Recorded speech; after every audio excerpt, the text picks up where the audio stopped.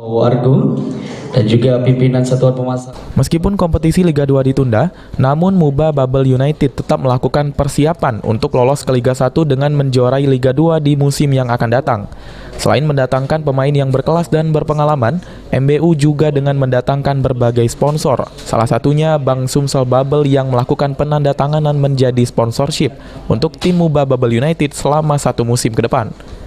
Direktur Pemasaran BSB Antonius Prabowo Argo menjelaskan, proses kerjasama dengan Muba United sudah berjalan cukup lama. Dengan adanya kerjasama ini tentunya Bank Sumsel Bubble telah berkontribusi untuk memajukan dunia persepak bolaan di wilayah Sumatera Selatan.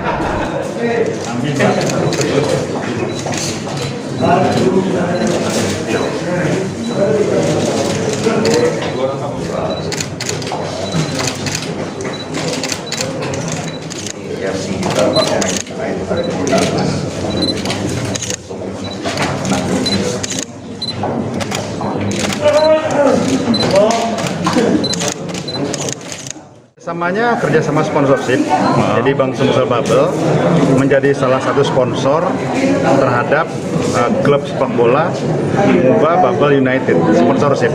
Harapan kita adalah Muba ini kan salah satu wilayah di Sumatera Selatan, ya kan? Pertama, kedua adalah pemerintah Kabupaten Muba ini adalah salah satu pemegang saham dari Bank Sumsel Bubble, ya. Jadi Bank Sumsel Bubble ingin berkontribusi terhadap kemajuan, ya dalam hal ini khususnya persepak bolaan di Musi Banyuasin. Itu.